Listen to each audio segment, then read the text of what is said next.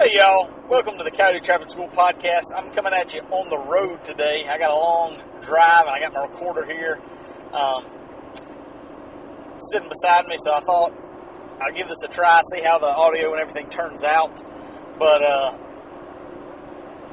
just going to kind of go through some thoughts, and I've had a couple questions lately about location and wanting to talk about location, and it'd be really good. I'll try to line up another podcast or maybe just a video and look at some different locations. It's something that you can see in the Trappers Academy as I go through and look at some locations, some Google Earth views, and highlight, from that level, likely areas that would be good locations. And we're talking about mainly coyote trapping, right? So dry land predator trapping. But there's big picture locations. There's a lot of things you look for. And there's not a lot of things, but the major thing you look for is intersections, right? That's what everybody talks about when you're talking about trapping. Talking about picking out locations, looking for intersections, whether that's road intersections, edge intersections. So the intersection of a crop field with a timberline and maybe a creek or a road, or all four of those come together. The more intersections, the more travel ways. So I guess a better word for intersections would be, well, not necessarily a better word for intersections, but when you're thinking about looking at the intersections, you're trying to look at travel ways, and especially particularly like coyote travel ways, and we've always been told, we've always heard, the coyotes are going to travel the roads just like we do, because unless they're hunting, and even if they are hunting, they're looking for the path of least resistance, the easiest way to get from point A to point B. So that's a very general answer, I guess. If you're looking at intersection of travel ways, the more intersections, typically the better. So if you've got a section where, like I said before, you've got a crop change or a tree line and a crop field come together, and then at one point in that intersection there's a woods road that rides, or a road that goes down the edge of that edge, and there's a creek that crosses too. So you think about your intersections there, and that natural edge, the wood line and the field, is a great location. It's going to be something that's easily traveled, right down that edge for a coyote. You've also got, if there's a creek running through there, either side of that creek going back and forth is a potential travel way, especially depending on how large it is. And so that's where you can really get into pinch points. Is, if you're talking about a 20-foot creek that's 5 feet deep, odds are a coyote's not going to cross, swim across or jump across that creek. So you've got a pinch point there where if there's a coyote that's traveling along that creek looking for a place to cross, the easiest place for him to cross is going to be at that pinch point. So where that where that woods road, where that culvert crosses that creek, going down that tree line. And really, those pinch points, that's something that I've been looking at and trying to focus on more. So there's intersections. Everywhere you go, there's going to be an intersection, right? You go you're trapping in the east or the southeast. A lot of what you're probably trapping is hunting clubs and timberland, planted pines. And there's going to be four-wheeler trails, there's going to be woods roads, there's going to be logging roads, there's going to be creeks, and all those are going to meet and have intersections, and that's great because the animals in that area at some point they probably are going to travel those. And when I say all that stuff, also something that I don't think we necessarily consider all the time, but don't forget about the game trails. There can be just as good of a travel way that's a heavily traveled game trail crossing the road, but we don't necessarily always key in on or even notice that because 50 yards back there's two woods roads that intersect, and that's our intersection that we focus on, when in reality, especially if you have time to scout and look and maybe hang a trail camera, you can see maybe the coyotes have a tendency to travel that game trail more so than they are that woods road. And so if you key in on that intersection, that may be as productive or more productive than the kind of the traditional woods road intersection. But going back to what I was talking about before is your pinch points.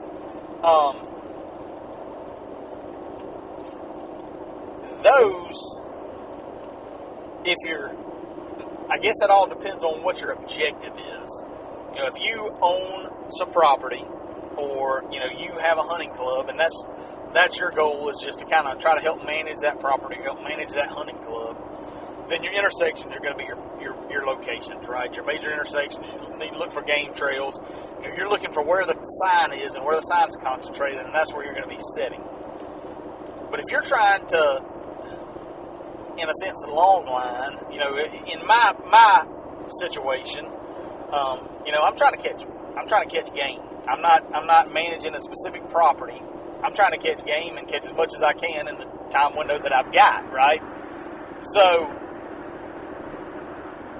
if I can key in on those, and that, one of the things that I've done over the last couple of years is I've keyed in on those intersections. I've gone and set up just like I've done for the past 15 years, just how I've been taught. I'll go into a property and I'm looking for those intersections, and if it's a 500-acre property, which is one of the places that I trap that I'm thinking of, and there's a couple of major intersections, I may have 12 to 15 traps on that property, right? Covering several intersections, two sets at a location, at an intersection, two traps set at each location. And so in thinking about that from a numbers perspective, there again, it depends on your objective and how you're going about it and how you can situate your trap line. So if you have a limited amount of time and I'm not really sure exactly the best way to lay it out, because it's going to depend on you, but you can trap that property hard. You can go in there and slam in 16 sets, 15 sets, and run it for 2 weeks, and if a coyote comes through there, he's going to pass 3 or 4 sets at least as he's going through there. Obviously, we hope that he's going to get in one of those before he leaves. He may pass, realistically on 500 acres, he may pass all of it. He could pass all the sets in one night very easily. So the idea is, you're setting that up, and maybe you're only in there a week. And so you want to set it up, set heavy, so if they come through, you got your best chance of catching them, and then you're pulling out, moving on. Maybe that's the only week you got vacation, whatever. The other scenario in my mind is kind of what I've been thinking more lately. Reading some of these books and thinking on location and strategy, kind of trapline strategy, I guess you could say, is if you're really looking at targeting a number of coyotes, or anything for that matter, if you're looking at volume trapping, you've got to be covering ground. And so your better bet may be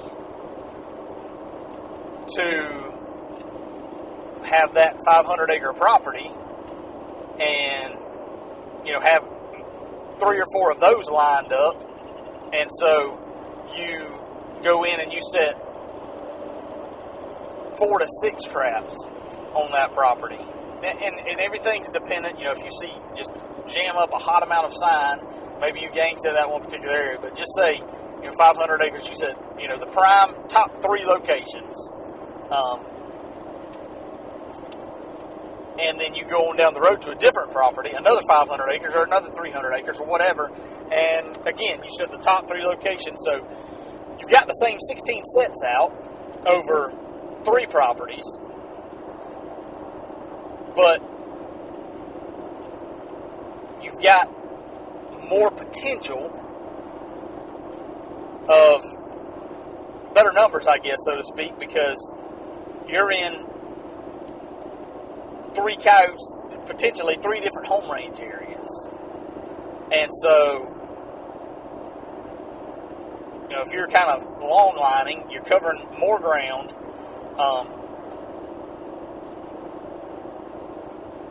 If you let those 16 traps soak for 3 weeks,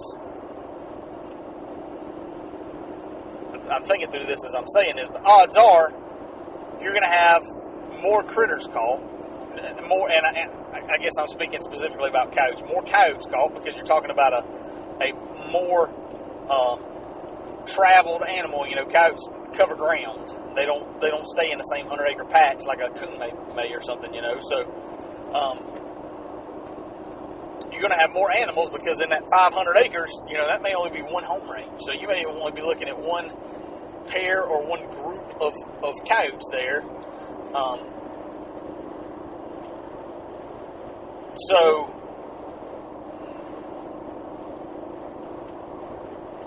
like I said, I'm thinking this through as I'm saying it, but in that sense,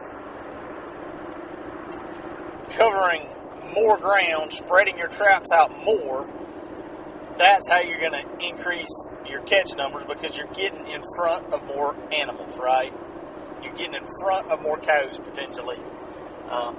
Absolutely, if you got more traps, there again, it's a decision. One, on how much time you've got, because it's if you're in the south, you're dealing with gates on most properties and things like that. So it's probably overall it's quicker to check 16 traps behind one lock gate on one piece of property than it is to check 16 traps on 3 different properties behind 3 lock gates, because you're probably covering the same amount of ground you would drive time anyways. If you're driving in on that 500 acres, if you had 16 traps on that 500 acres, you'd probably be covering a pretty similar route as if you have 6 traps on that 500 acres. So it's going to take you more time, but like I said, you're also getting in front of more animals, and overall your potential for catch numbers is going to increase. And I guess I'm should caveat this by saying I'm saying this all in theory. That's not the focus that I've had. I haven't really thought about that as much in the past as I am now, and so I'm hoping to put that into practice and see if I can kind of vet out that line of thinking. But I think from the books and from the videos and just hearing numbers guys talk and explain their strategies, that's the strategy. It's covering ground, and not just covering the same piece of ground, but covering different ground, getting in front of more animals and different animals constantly. So circling way back around, because that was kind of a tangent on location, but if you could get to pitch points and start identifying kind of high-level pitch points, and I talked about this, me and Jeff Haggerty talked about this a little bit in the interview with him, that you've got to kind of think differently about your locations and your properties, because a lot of us, myself anyway, when I'm looking at properties and I'm scrolling around, riding around, I'm thinking about opening those darn gates, right? So if I can get on a 600-acre property, I'd rather do that than get on a 100-acre property, just from a convenience standpoint. But that 100-acre property may have certain features that put its potential for a higher volume of catches higher than that 600-acre property. And so when you're looking at pinch points, looking at on Google Earth or large map view or something, major travel corridors like power lines, gas lines, railroads, rivers, interstates, things like that, identifying those major travel corridors. So if you can locate some of those major landscape features, which can, not always, but they can equate to major travel corridors, there again, that's a potential for really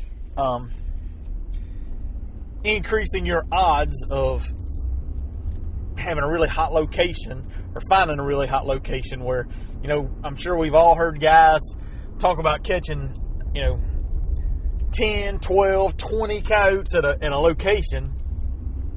And personally, I've never done that. But I've never been that strategic with my trapline planning. Because frankly, that's not how I kind of learned. I didn't learn with a long liner mindset, so to speak.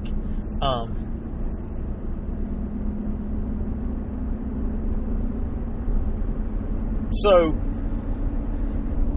identifying those, you can use that as kind of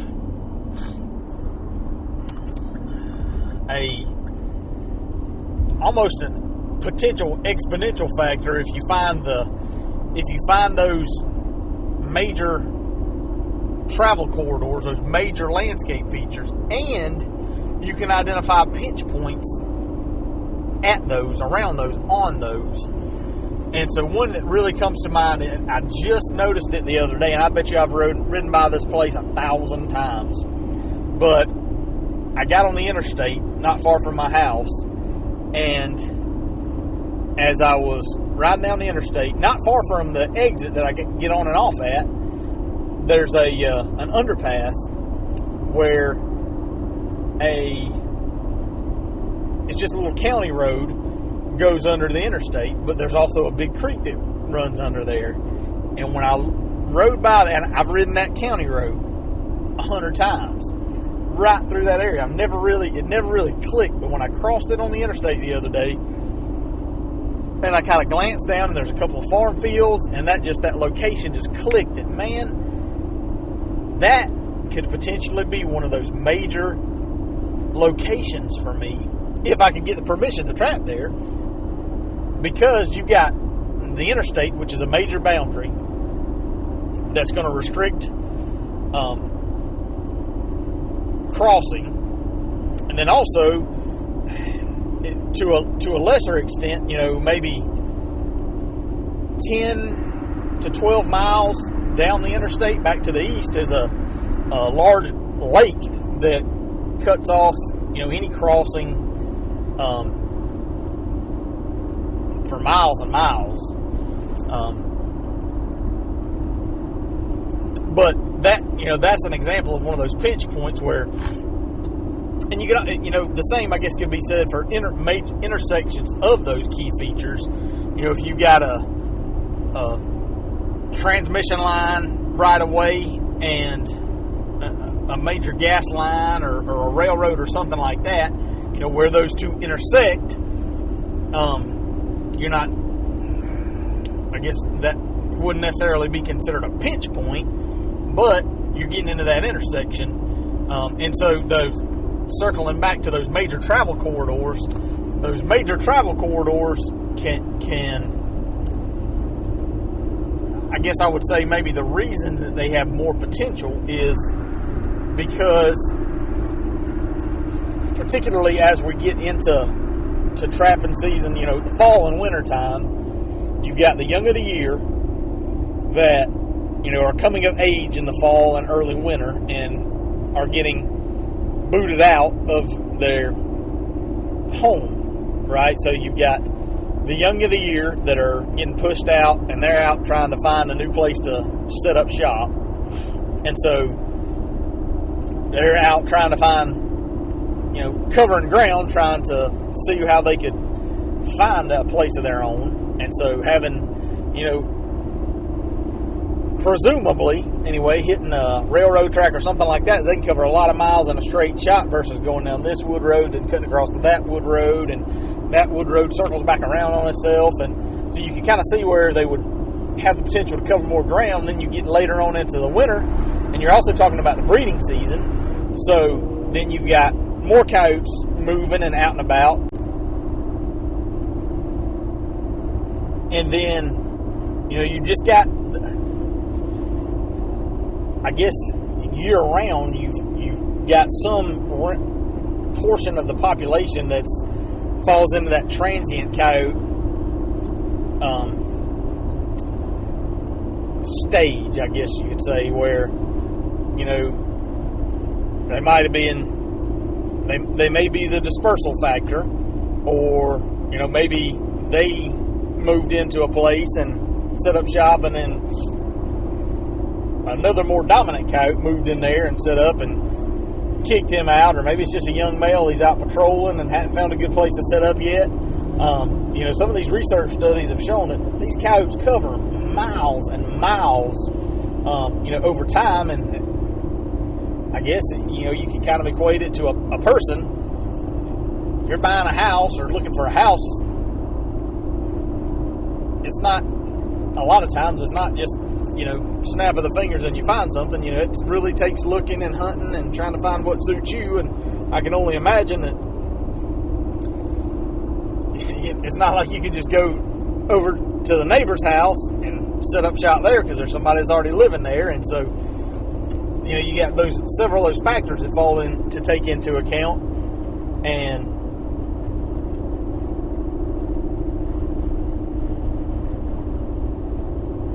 like I say, if you can identify, and I'm trying to think of another good example of another pinch point. I think that, an interstate, a river. So if a river, even cities are more urban areas, some of those locations could kind of create pinch points. That we all know that there's coyotes living in urban areas and in cities, but I'm sure there's plenty of coyotes that skirt the edge of that because they don't want to go, they know the dangers that crossing those roads and all potentially pose, and so they're going to kind of skirt the edge. So, if you've got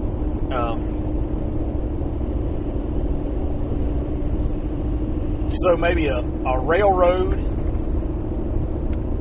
and an interstate, there again, road crossings, underpasses especially, are things in my mind. I don't know, I realize I'm kind of whiffing on this, coming up with good examples of, we all know what a pinch point looks like, from a standpoint of,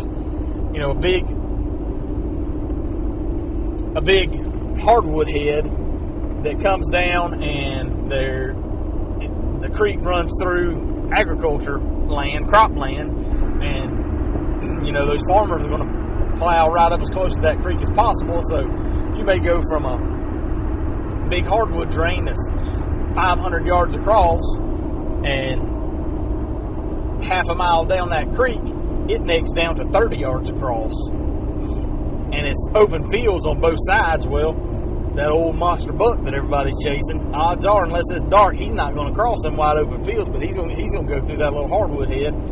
That's going to be a pinch point using those using those natural terrain features. Those wide open and coyotes are likely to do the same thing, especially during daylight. Man, there ain't many coyotes, I would say, that hadn't been shot at, don't know the dangers that humans pose them, and so they're going to stick to that cover as much as possible. So that's just some thoughts around that. And really, like I say, kind of a strategy of, instead of just going out and trying to pick up trapping ground to have ground to trap, prioritizing, certain terrain features, things that may give that piece of property better inherent wildlife value or travel value, I guess you could say, than others. I hope all that makes sense. I don't feel like I explained it very well, but it's, if you look on, some of those big features could really jump out at you, and you probably think about them as you're thinking about this. You probably the gas line that runs nearby or runs through the hunt club that you trap on or something like that. Some of those things may be already popping in your mind as places that, hey, that's what he's talking about. That's the potential. That could be a potential dispersal route, major travel corridor. That may be a really good spot to focus, and then ground check that. So go out there and walk it, ride it, look at those, look at the wood roads intersections on that. Do you see more scat there? Do you see more tracks on the muddy creek banks of that gas line than you see on the woods roads on the interior? Because not all of those locations are going to be jam up locations. Some of them are just going to be run of the mill, just like your woods roads. Another thing that I've been really kind of thinking about and but I trap some kind of cattle farms and more open ground, and a lot of times there I'm still looking for, I guess you could say, kind of outstanding physical features. So when I'm checking those places out, I'm still looking for kind of fence corners, maybe rock piles or trees or something like that stand out to me as I'm looking out across there, and that's where I'm going to target my sets. But the more I've been thinking about it, looking at the terrain and the topography alone may be as good of a location as any of those other. And what I'm thinking is saddle type areas, lower areas. I've heard all kind. I hunt a little bit in the North Georgia mountains, and one of the things you look for is kind of low saddles where it's easier for animals to cross from one valley to the next, right? One holler to the next, versus going straight up this steep higher hill. If there's a mile-long section of this mountain range or this ridge back, and there's one particular low saddle that's only maybe 500 feet or 200 feet or whatever less elevation than the others, that could potentially be a really significant crossing for all the wildlife up there. Well, in my area, you don't have those dramatic of a changes, but in every cattle field, cow pasture, there's dips and there's little ridges and things that I just never really think about. But as I've been thinking about it, I got one particular property that I trapped. I didn't trap it last year. I trapped it the year before last. And one aggravating thing about it is it's 8,000 gates, just like all places around here, I guess. And I only pulled one coyote off of that place, and I know it's two different pieces, probably about 200 acres apiece. One of them's got a big pond on it, and kind of a hardwood drain coming out of that pond. And the one coyote that I caught was on kind of one end of one of the pastures, and the pastures are kind of divided up into multiple pastures, and it was actually at across the fence on the opposite, the adjacent property. There was kind of a tree line that came up close to that fence, and the rest of it was hayfield too. But it looked like there was a faint crossing underneath the barbed wire in that one spot, not far from that tree line. And so I set a couple of traps right there. One right there on my side in the cow field, but right near the fence crossing, and the other down in kind of the fence corner. And I caught a coyote. It wasn't 100 yards from the farmer's house. And I mean, the whole rest of that 200 acres, I didn't catch the first coyote, but I was trying to key in on features that I could see. Not that I can't see the dips and the low spots, but